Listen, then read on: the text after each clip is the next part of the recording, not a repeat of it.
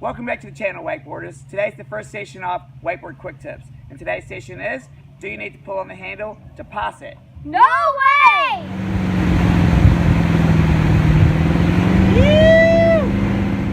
So today we have Crosby. Hello. And we used her to demonstrate how much you can just use the handle to spin and that you can pass it without having to pull it at all. And then we used Campbell. Hello. To demonstrate how to do it completely wrong.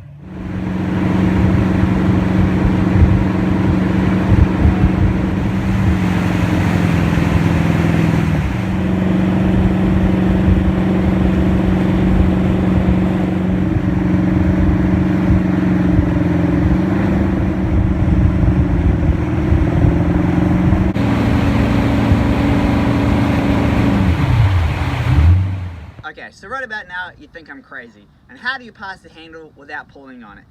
Here's the disclaimer. There's more than one way to wakeboard.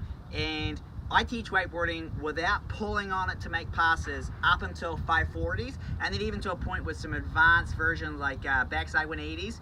You can pull going up the wake, but really in the beginner status, I don't want you to think about that. Here's why. If you're gonna pull on the handle, it creates more of a ballerina style spinning.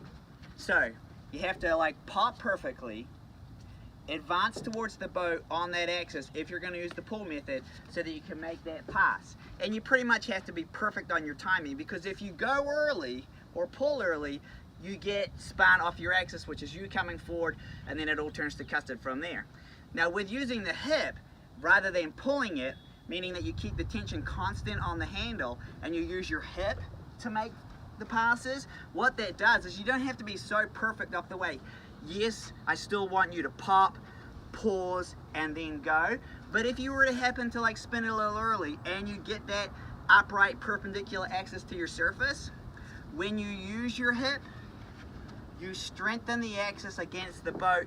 That's the scary feeling of going forward. And so if you learn that technique on the surface of the water, just like you see Crosby doing, and take that through to your inside out, your one wake, your wake to wakes, that's a much stronger version of how to spin.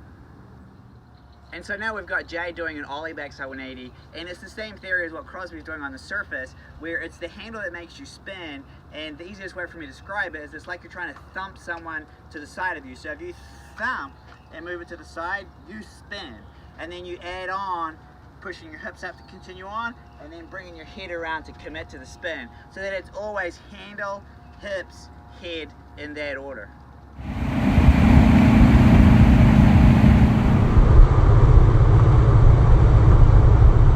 Now, another reason that I teach more of using the hip into the handle rather than you pulling it in is that when you keep the tension constant and you come around for the landing, it's still constant.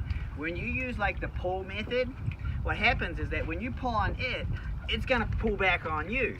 And so what happens is that just as you go to land, usually, you get the handle and then it pops or you get pulled forward, because you're changing the distance between you and the boat, versus when you use the hip method, you're keeping it similar so you don't get that pull on the end of it.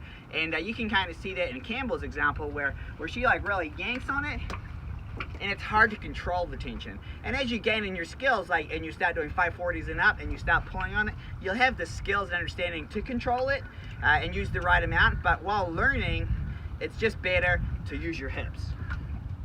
If you like the video, make sure to hit the like button. And if you like the channel, make sure to hit the subscribe button. Thanks guys for watching. Catch you on the next one. Bye.